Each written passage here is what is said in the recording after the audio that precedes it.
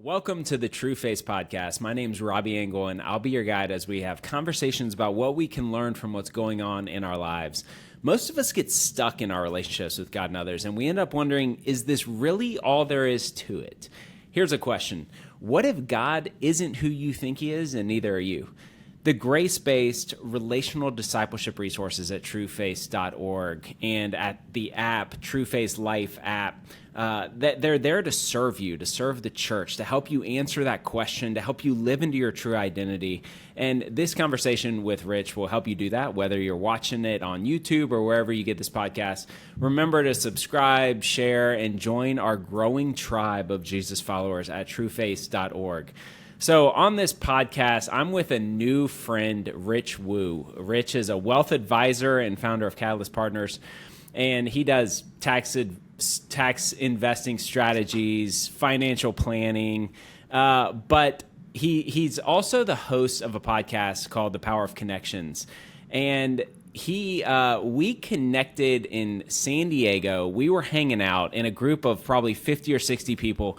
And after a couple days, Rich was the one that I was like, can we be friends? Like, can we, there was a connection where I just felt loved by this new friend. We connected on multiple levels. And I was like, I think you're like an Asian brother from another mother, and I want to be friends. And so I was like, hey, let's keep the relationship going. And no better way to do that than having Rich on the podcast. Rich, welcome to the Trueface podcast, man.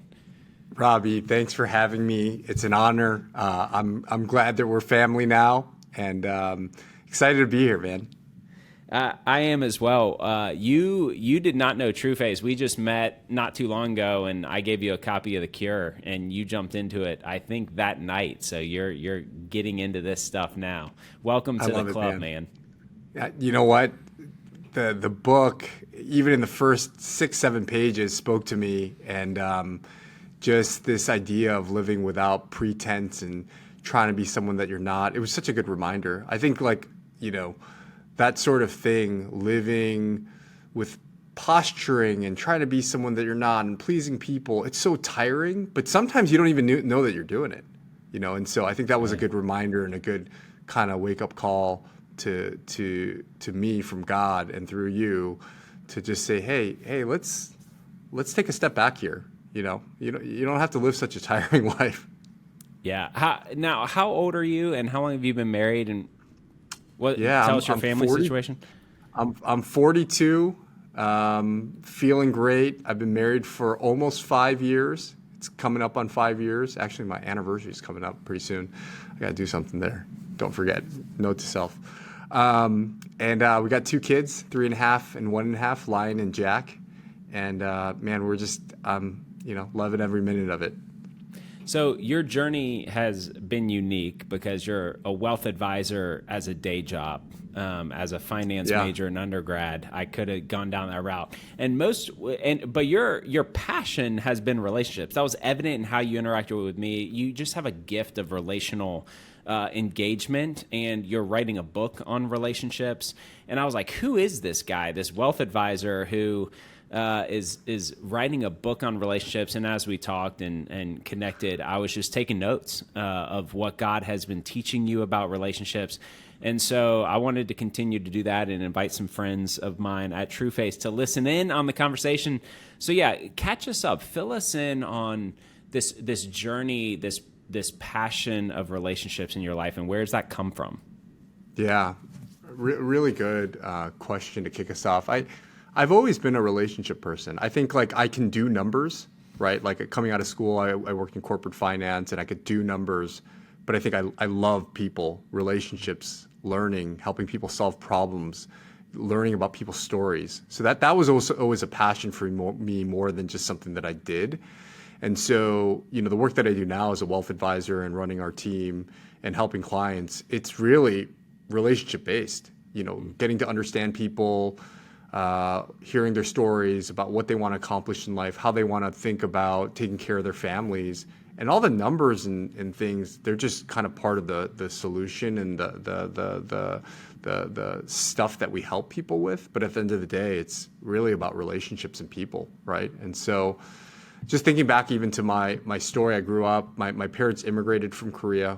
We landed in Chicago, Illinois, and I was born there. And we had a normal upbringing. We grew up in a very modest household. We were like, kind of your normal family. I have a younger brother, and we lived in a small apartment, but I was never in like want, right? I played some pickup basketball and enjoyed my life. And all of that changed one day when I was a sophomore in high school. I remember coming home, I think it was like a Saturday or Sunday, coming home, and there was a bunch of people in my apartment, probably like 30 people. And I was like, what's going on? Like, I didn't know that there was a celebration or a party going on. Walk in, and it was all the people from my church. And I remember sitting down, and one of my friend Alex's mom, she just had this look on her face. She looked distraught.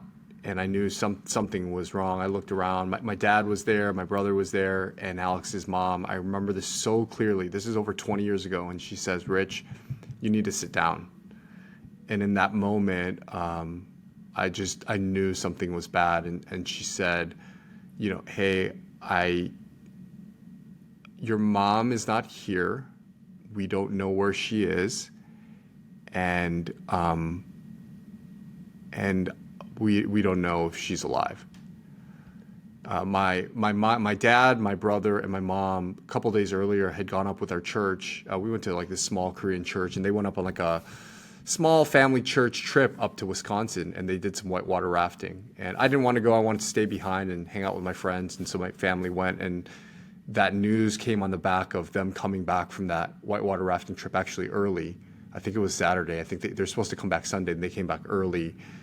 And right when she said those words, I was like, she's gone. Like, there's no, if they can't find her, I'm like, she's in like literally a moment, I just realized she was gone. And they ended up finding her a couple days later. And in those couple days, my life went from just normal, happy, nothing really big or small going on in my life, just normal life living, to your world just changes.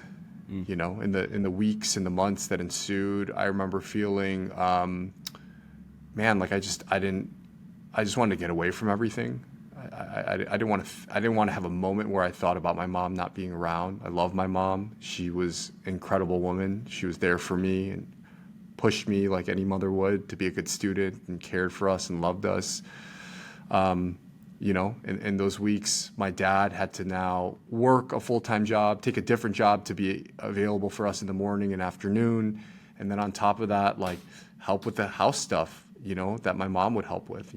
She was cooking, he was cleaning, and my dad helped with some of that stuff at times, but like now he was literally doing everything, because, my brother and I were like still young, and I probably should have been able to help with the laundry and stuff, but I don't know.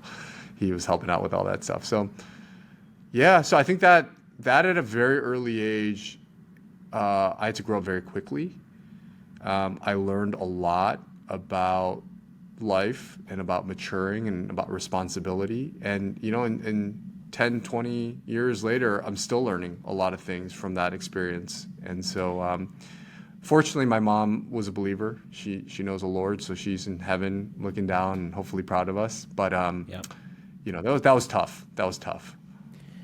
We talked when we were hanging out in person just about the correlation between brevity of life and focus on relationships. Was that the catalyst to accelerate this passion burden for relationships? But connect that death and your passion for relationships. Does that have to do with brevity of life?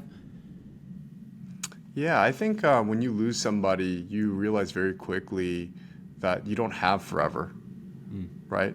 I think if you haven't really lost anyone or seen someone pass away that you care about, you don't have that understanding of time. The default is to just assume that, hey, as long as I'm alive, everyone else will be alive, whether for better or for worse. I think when you lose someone that quickly out of nowhere, you start feeling like, man, my dad could go tomorrow. My little brother could get hit by a car and go tomorrow. And so I don't know if it's a good thing, but it certainly gives you a lot of urgency, an urgency that you never had before. And I think it affected me later in life, like when I was like post-college, where I started realizing like, wow, like not only could people pass away at any time, they could move. They could, if you're not investing in relationships, find other friends because you're not really investing in that friendship. And so I think that started making me think about being proactive in my relationships rather than just being reactive and hoping, the friends that I have now and the relationships that I have now, they're just going to always be great. So yeah, I definitely think it was an important part of me thinking about how I viewed relationships and how I pursued them. So you're 42, 2 little kids, building a business. All the equations say you're in that season of difficulty to prioritize relationships. And all of us listening have the busyness epidemic of modern day society and technology in a pace that's not conducive for relationships. Unpack some of your counsel or hope for us in regards to relationships. Yeah, really good. I think we have a lot more time than we think. Even with raising kids, even with running a business, even with trying to get some exercise in, it's just how we use our time. I mean, if I can find, once or twice a week, 2 hours to watch a basketball game or watch something on Netflix, I can certainly find 5-minute blocks of time, 2-minute blocks of time, 30-second blocks of time throughout the day to reach out to a friend, to be intentional. I think it has more to do with intentionality, building some relationship habits than it does, hey, I just need like a free day a week to stay in touch with my friends. So let me give you an example. When I moved from Chicago to Irvine, I have like 4 really good friends that I grew up with, went to high school and college with, and I was like, you know what? I want to stay in touch with these guys. There's a lot of people I want to stay in touch with, but certainly these friends, I've known them for 20 plus years. I don't want to lose those relationships. And so something practical that I asked them to do, and they all agreed. I said, hey, look, guys, we're all really busy. Can we set aside 1 hour to do a Zoom call to catch up on our lives, to talk about what's going on, to pray for each other just once a month? Can we all just agree? We're not going to make it 100%, but just 1 hour. And so we do that, and we've been doing that for as long as I've been here. And it's, not everyone makes it all the time, but for the most part, everyone comes, and we catch up. And it's like, it was just 1 hour. We didn't need to go on a crazy vacation or hang out a couple times a week. It's just 1 hour, but it's a way to consistently stay in touch with people. But you got to set it up, and you got to be intentional about it. So that's just an example of like intentionality. Yeah, unpack for me some more. Like why prioritize relationships for you? I'll go back to why before more practical, intentional steps we can take, but unpack a little bit more about this passion of yours for intentionality of relationships. Why? Man, that's a good question. I think a couple things. At the end of the day, right? Like, what stands in eternity? God's word, and his people. Not your money, not your cars, not your vacations. And these are all good things, right? Like, get a great car, go on a great vacation, but like, it's people. And so for me, I feel like investing in relationships is not only important for this lifetime, but I think it's important for the next, right? Our relationship with God and our relationship with friends. Again, I don't know how that looks like in heaven, right? Like, we'll have new bodies and new minds. We'll see them more clearly then than we do now. But that's everything. Like, you can't take other stuff with you,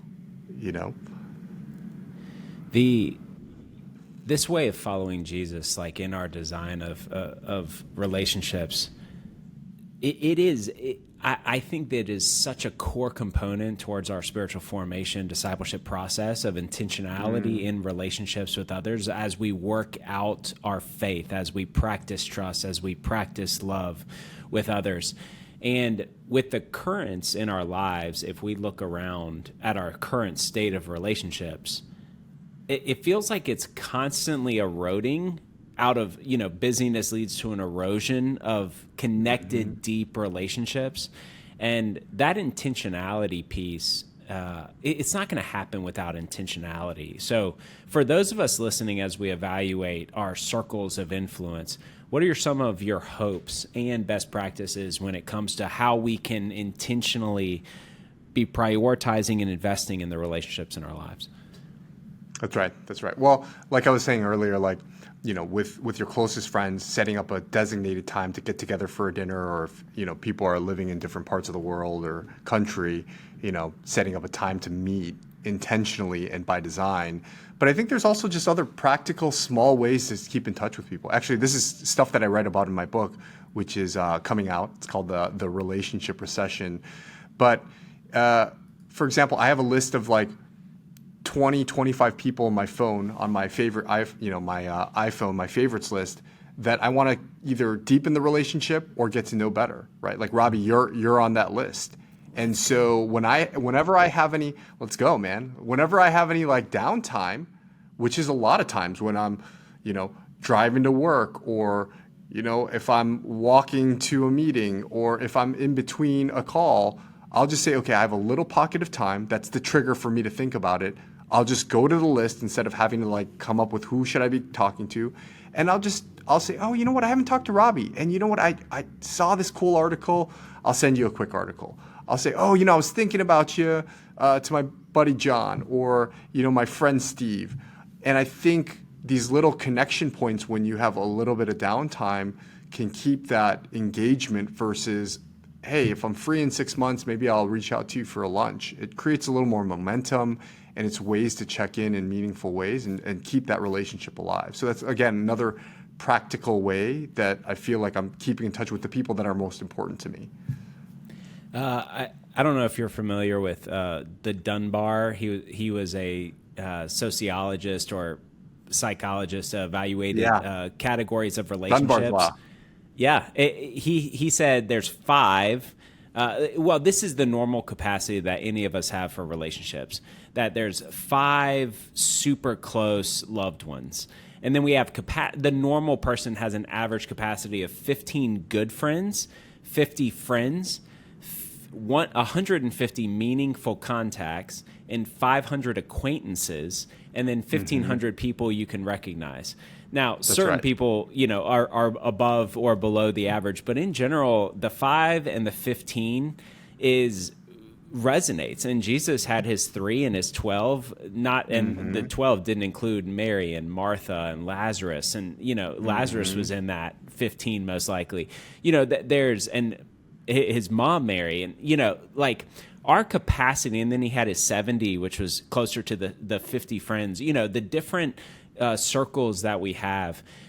I think one of the things I'm realizing is that I'm putting pressure on myself to maintain depth for like 100 people when I just can't. I mean, I have 5 and 15 and then 50 friends. And beyond that, most of the ministry, most of the discipleship, most of the kingdom impact that we get to be a part of when we pray, your kingdom come, your will be done on earth as it is in heaven, that impact at a degree of depth for the sake of spiritual formation, I would say the 80-20 rule, 80% probably focus. Yeah. It happens in the 5 and the 15. And with 8 kids, I don't have many left over outside my house. Does that resonate with you? Absolutely. I also think it's at what point in your life. I mean, if you're 20 and you're in college and you got all the time in the world and you're around friends, so it's really convenient to meet a lot of people, I think maybe those are periods of our life where we can explore and meet a lot of people, right? High school, college. I think post-college, and especially as you enter marriage and have kids and your bandwidth is shortened, then certainly I spend about 80 to 90% of my time with a smaller group of people, and then always leave like 10 to 20% of my time just for new interactions. Like if I didn't, I would never have met someone like you. And relationships, they wax and wane, right? Like sometimes some of our good friends, maybe they enter, a different phase in their life, and, there's a hiatus and someone else enters. Sometimes someone enters and replaces somebody else because, the relationship is just more meaningful. So I think having a little time to open up and meet new people is great, but I think you're right. At a certain point, you can't invest deeply in 100 people. It's not possible. You don't have enough time in the day. Yeah. As you wrote about it and studied this in this relationship recession, as your book's going to unpack, give us a landscape. Like, what has led to the current landscape of being in a relationship recession, in your opinion? Yeah, that's really what we examined in the book. And I think if you read a lot of studies, a lot of articles that are out there in like publications like the New York Times, Wall Street Journal, they talk about how more than 50% of Americans are dissatisfied with their relationships. I mean, if there's 300 plus million Americans, I mean, think about that number. More than 50% of people are dissatisfied with their relationships. 20% of men don't have a single close friend. That's not thousands or that's millions of men, people right down your street that can't even say they have a single good friend. On the flip side, Harvard's longest longitudinal study on happiness, 85 years, dating back to 1938, it talks about how not achievement, success, career, none of those things actually is the key attribute to being happy over a person's lifetime. You know what it is? Deep and meaningful and connected relationships. That's what they found in that study. And so you have kind of, this situation where people are dissatisfied, they're lonely, they're isolated, disconnected. And on the flip side, we know that relationships are the key to building incredible lives, right? Relationship with God, relationship with people. And so there's this disconnect, right? And I think part of that is exacerbated by the fact that we live in a digitally connected and influenced era. Social media and the internet is making it just more difficult, right? Like, I do want to hang out with Robby, but I don't know, it's just easier to turn on Netflix. I should hang out with Steve, but I don't know, like that new Spotify link that someone sent me with a playlist, I could just kind of chill and listen to some tunes.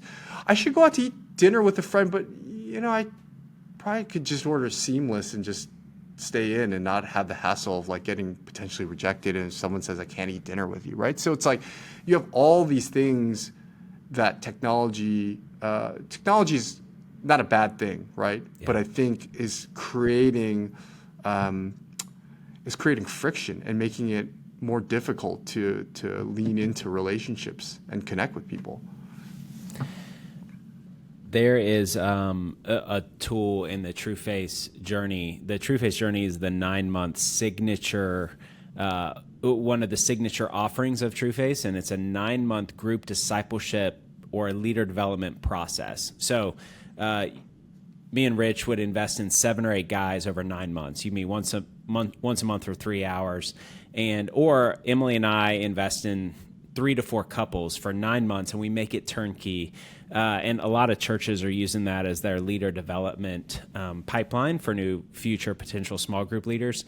But in I think it's month 7, there's like a lay counseling exercise each month. If we have a foundation of trusting God and seeing God the way he is and see ourselves the way he sees us through a shame-free lens, that shame-free identity allows us to move with greater vulnerability towards other relationships. So the question we ask in this assessment is, what does it look like to trust God with my relationships, with my time, talents, treasures, with my relationships? Like, how do you move into trusting God in your relationships? And so there's a tool that we have. It's like a visual map where you organize and visualize the proximity of all your different relationships, primarily your 15 or your 50. So work, family, and you can have a visual representation of your relationships. And we're going to put that PDF in the show notes to this because it's a self-guided tool for you to go, okay, where am I at in my relationships? And how close are they to me in different categories? Because sometimes people do it and go, I have nobody ahead of me speaking into my life. I have nobody behind me that I'm speaking into. My friendships is light. My family is distant. My colleagues are the closest people in my life, and all these other areas. So based on the area, that tool is going to be part of the show notes for y'all that we will include, that you can do this visual tool to evaluate your life. But along those lines, Rich, what is, like, when you fast forward a few years in your life, what is your hope? How would we describe our relationships? Maybe you can start with you. Like, for you, this is a passion of yours. Describe to me your hope that you're building towards or working towards in your relationships. Yeah. I think about it in like various like circles that are concentric. I think about if I could have a thriving marriage where me and my wife are on the same page, just excited about life and our vision of what we're building together. Our kids then being excited that mom and dad have a good relationship and they have a great relationship with us, and they're seeing that modeled out, through mom and dad. And so first and foremost, having that incredible relationship, and all of that, again, rooted in our relationship with the Lord. I think beyond that, having, to your point, just that amazing 5 to 10 really good friends that I keep in touch with in the midst of all the people that I'm meeting through work and networking and business. If I could have just 5 to 10 of those people say, wow, Rich is busy, we're busy, but we've just built an incredible friendship with depth and love and care. I think that would be, I think that alone, if I died 5 or 10 years from now and that could be said about my life, that would be great. I think beyond that, if there's, the various circles beyond that, if I could inspire other people to have that sort of depth and meaning in their relationship through intentionality, through just being a little more thoughtful in their relationships. Again, all of us are busy. A lot of us can be fearful as it relates to building deeper relationships.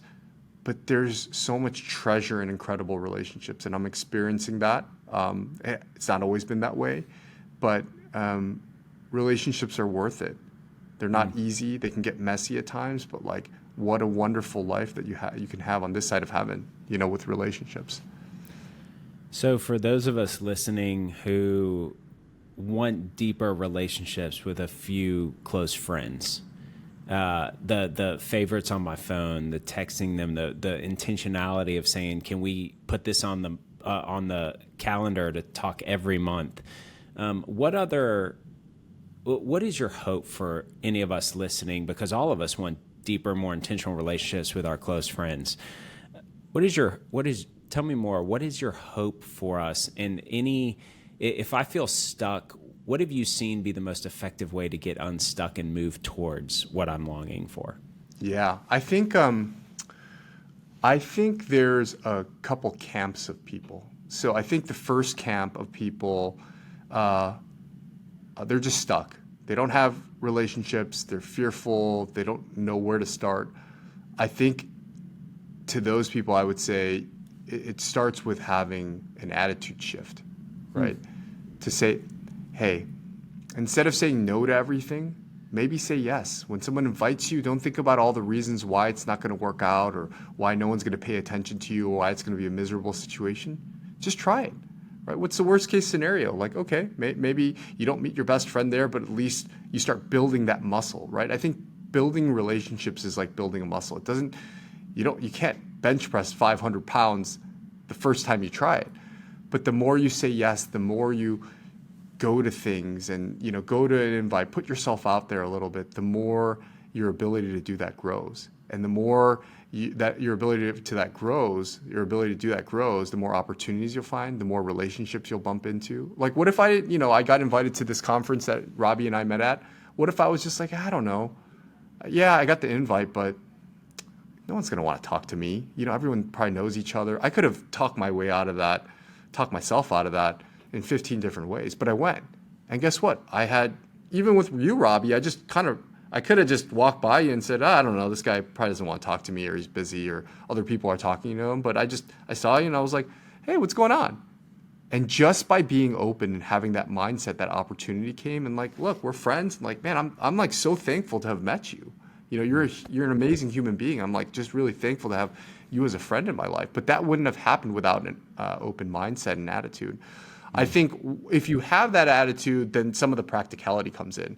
Like, and the best way to meet people is through like groups and activities, right? So instead of just trying to like meet random people on the street, join a group at church, join a basketball league. Like, that's where you'll meet people. Don't try to find one-off people. And, you know, someone invites you to a Super Bowl party, go to the party. There's so many people there to meet. You know, just use kind of things that are already available with lots of people as a conduit to meeting people. And then I think if you're the person that has an open attitude and you're already meeting people, then I think it's about deepening those friendships, because life isn't really fully met with the color and vibrancy until you go deeper with the people that you know.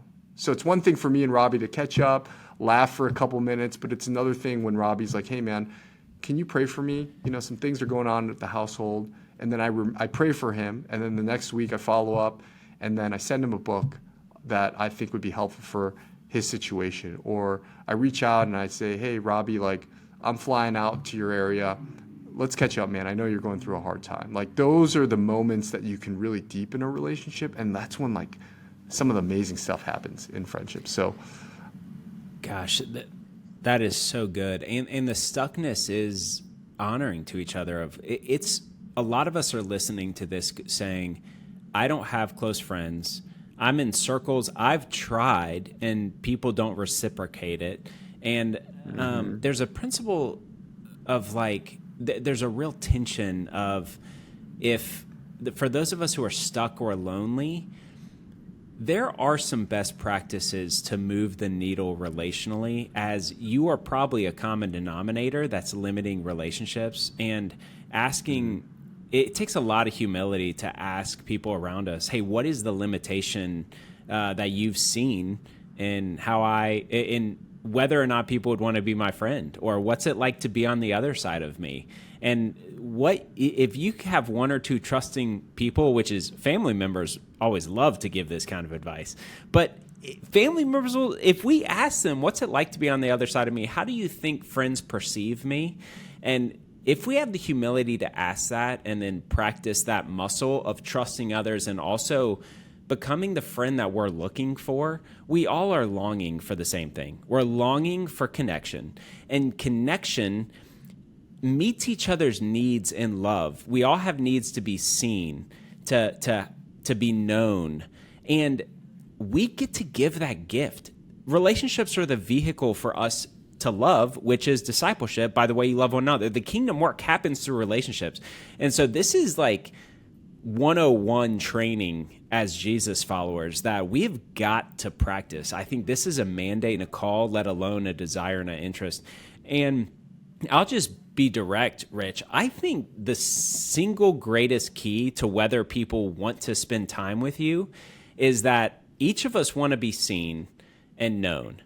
And if you want to make a friend, ask people questions about their life, because we love to talk about ourselves. We love to be seen and known, because when someone asks us a question and we share about what's on our heart in our lives, that is, I give you the opportunity to see me and to know me. And and the people that I don't want to be friends with haven't practiced how to ask questions. And I think if there's one practical thing, if you just ask people questions about their life, open-ended questions, and you only did that, you would have more friends than you would know what to do with, because everybody's looking for somebody to love them and to know them. And the question is how we do that. What do you hear in that, Rich? Like, if there's a cheat to building friendships? Your mind is my mind. As you were starting to talk, that's where my mind went to.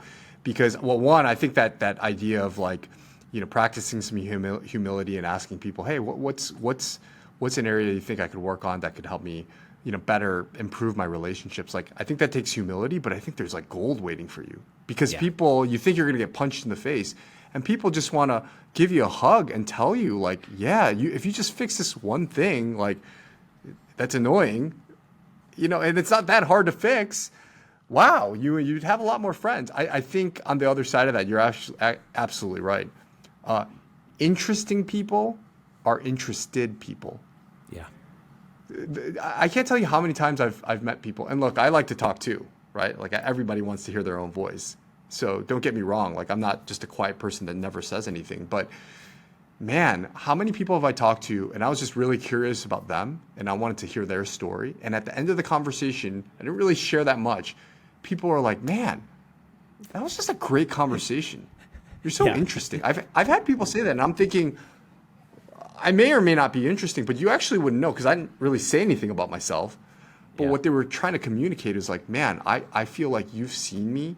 I feel heard. I feel like you were asking me questions that like even my close friends never ask me. And I think you're absolutely right. Like if you can just practice the art of like talking less and listening more and asking good questions, man, that's the magic. That's where all this stuff happens. So if you're feeling stuck and lonely, $20 on the table by Robby and Rich are saying, if you start reaching out to people that you come across, and the more people you bump into, ask them questions about their life. And when you see emotion or interest, ask a follow-up question. Ooh, tell me more about that. As soon as you see them spark, and then they'll double spark and lean in. And just in doing so, you get to be a part of the kingdom work of loving them, of seeing them, of meeting their innate needs of being seen and known, because we can only be loved to the extent that we're known. And we can only be known to the extent that questions are asked of each other and a lot of times. So we get to be the conduit of that. This is one of the greatest tools relationships is the greatest tool, and the secret to that is questions. And that is why this is so central to reminding each other of how we live into this way of following Jesus, which is living into this way of loving one another. And so to continue to remind ourselves of the importance of this, I'm leaving this thinking and asking God, okay, God, as I go home tonight with Emily and my kids, I need to remember this. Like I've got to care for their hearts better by asking them questions, by slowing down, by shutting off whatever that show is I'm watching tonight and just spend a little bit more time in the rounds, because that's what matters. That's right. Rich, this was super fun, man. I would be honored if you would leave us with any last thought or just pray for us as we wrap up this podcast. And thank you for being a part of this Trueface tribe. And for anybody that please share and like this podcast. We hope it serves you. And always let us know at trueface.org or at the app what guests you want us to have on and what you want us to talk about. It's been fun, Rich. What would you like to leave us with as we close? Yeah, I'd just say it's never too late to start to build relationships. You know, we're all going to go through phases where, again, friendships come and go, or maybe a circumstance, puts you in a different spot with relationships. But you can start today. You know, it's as simple as just smiling at someone, saying yes to an opportunity, giving someone a call on their birthday and telling them how much, they mean to you. There's always ways to strengthen and deepen connections. It just takes a simple action in building on that. So I'd encourage you to do that and find the joy that comes with it. Love it. Thanks, Rich. See you, everybody. All right. Thanks, Robby.